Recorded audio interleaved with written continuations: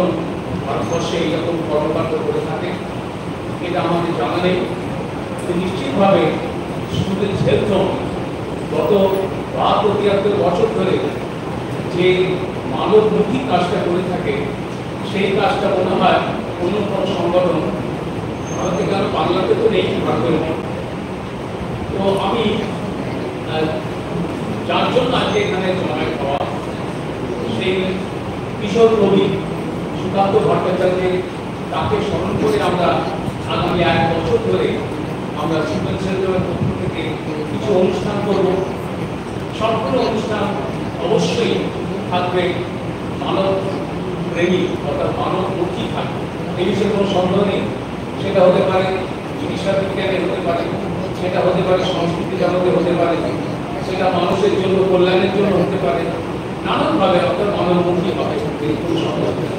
আমি ডক্টর পবিত্র গোস্বামীকে একটা আমি আবেদন করব যে খেলা যে সমস্ত প্রতিযোগিতাগুলো বলা হলো এখানে, আমি বলবো সুকান্ত ভট্টাচার্য কিন্তু 2টি খেলা পছন্দ নিজে খেলতে। এই 2টি খেলা শুনলে আপনারা অবাক হবেন। একটা হচ্ছে ব্যাডমিন্টন আর একটা হচ্ছে দাবা। এই 2টি খেলা তিনি পছন্দ করতেন। তার ভাই লিখে গেছেন সুকান্ত জীবনীতে, ভাই মানে অশোক ভট্টাচার্য, ওনার একদম পঞ্চম, আর উনি 6 ভাই ছিলেন, পঞ্চম ভাই ছিলেন অশোক ভট্টাচার্য, আর সুকান্ত ভট্টাচার্য 2য় ভাই ছিলেন। আর বড় যিনি তার ছেলে ছিলেন বুদ্ধদেব ভট্টাচার্য।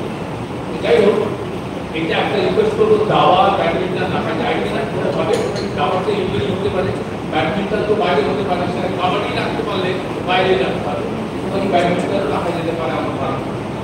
আর 2 হচ্ছে আমি একটু রিকোয়েস্ট করবো, সুকান্ত ভট্টাচার্যকে নিয়ে কেউ কিছু করবে না, এটা আমরা ধরে নিচ্ছি, কেউ করবে না।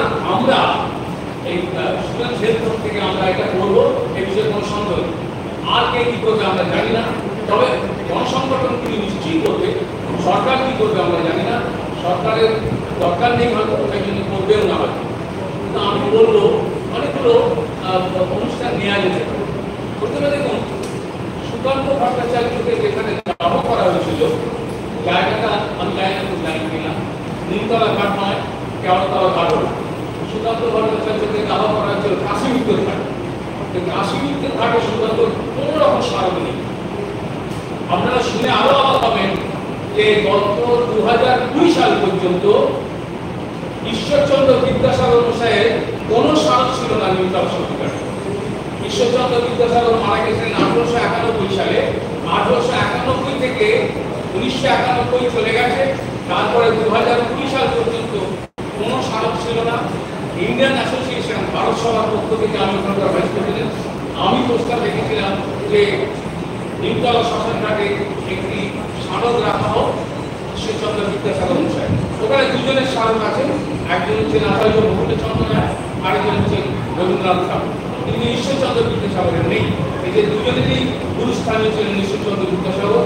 সেই আমার প্রস্তাবে কলকাতা কর্পোরেশন রাজি হয়ে অবশেষে 2020 সালে এটা প্রতিষ্ঠিত হয়েছে। অর্থাৎ আপনারা যদি যান, আপনারা রবীন্দ্রনাথ ঠাকুরের কম্পাউন্ডে ঢুকবেন, ঢুকলেই দেখতে পাবেন বাঁ হাতে ঈশ্বরচন্দ্র বিদ্যাসাগরের আগ্রহ ছিল না। ঠিক তেমনি ভাবে আমি একইভাবে বলতে পারি যে কেন কাশীমিত্রের ঘাটে সুকান্ত ভট্টাচার্যের একটি স্মারক আমাদের প্রস্তাব আমরা রাখবো, কলকাতা কর্পোরেশন রাখতে পারি, রাখলে ওরা বলতে কিন্তু করে পড়ার কথা কিন্তু প্রস্তাব আমরা রাখতে পারি। এটা হলো 1 নম্বর। 2 নম্বর হচ্ছে যে সুকান্ত ভট্টাচার্য যেখানে যেখানে পদস্পর্শ করেছে, আমি বলতে চাইছি যে তার স্মৃতিধন্য জায়গাগুলো, সেই স্মৃতিধন্য জায়গাগুলোতে আমরা কেন স্মারক রাখবো না, বা একটি মূর্তি কেন রাখবো না, বা সেখানে কিছু তৈরি করবো না, ওনার সংগঠন করবো না। যেমন তার জন্মস্থান, জন্মস্থানটা আমরা জানি মহিমন্দার লেনে ওই একদম কি বলে যেখানে হরিপুখালী রোড যেখানে গিয়ে পড়েছে কালীঘাট রোডের ইয়ের পাশেই একেবারে বলে দমকলের পাশে 42 নম্বর মহিমন্দার লেন। এই বাড়িতে তিনি জন্মেছেন, ওটা মামার বাড়ি, মামার বাড়ি তিনি জন্মেছেন, ওই বাড়িতে কেন কোনো স্মারক রাখবো না, আপনারা বিবেচনা করবেন। 2 নম্বর হচ্ছে তার চিকিৎসা যেখানে হয়েছে, 2টি জায়গায় তার চিকিৎসা হয়েছে, 2টি জায়গা না 3টে জায়গা বলবো। প্রথম জায়গাটা হচ্ছে রেড এড